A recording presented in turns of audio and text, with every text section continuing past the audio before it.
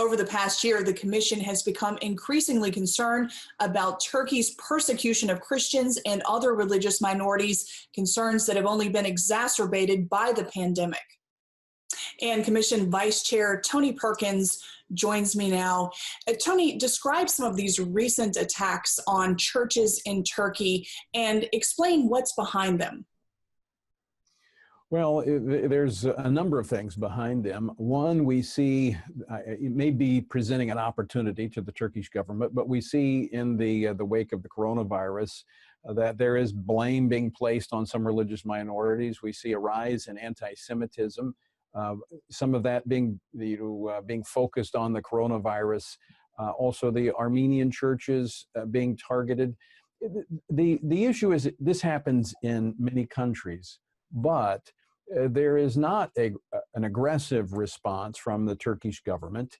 And we see this trend in Turkey that is, quite frankly, discriminatory toward religious minorities. And that is why the U.S. Commission on International Religious Freedom, in its latest report, has recommended that Turkey be placed on the special watch list because it meets two of the three criteria when it comes to being a country of particular concern.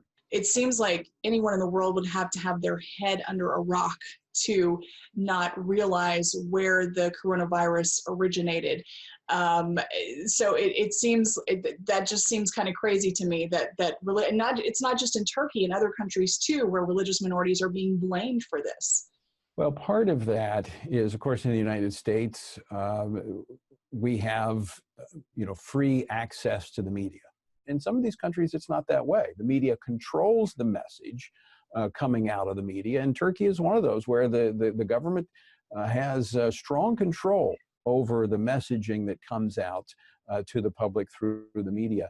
And as a result, there is, quite frankly, there's ignorance because people just don't have the facts. Well, I wonder, is Turkish President Recep Tayyip Erdogan fanning these flames with his Islamist rhetoric and policies? I think he is. In fact, we're waiting for a Supreme Court decision on the Hagia Sophia, the historic cathedral there that since mid-1930s, I think 1935, has been a museum, and he's threatening to turn it into a mosque. It's not just cultural within the ranks of the public, the citizens.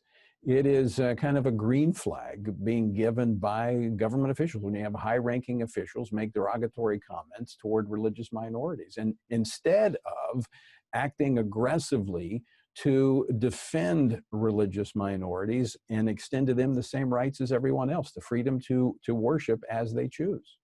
Is this made more difficult because Turkey is America's NATO ally? The situation with them being a NATO ally does complicate the situation in terms of stands that we can take, actions that we can take. But I do think it calls into question whether or not Turkey can continue to be a NATO ally. And we would anticipate and expect that NATO allies would recognize and respect these most fundamental human rights. Commissioner Tony Perkins, thank you so much. Good to be with you. And again, thank you for staying focused on what I think is an extremely important issue, and that is the issue of international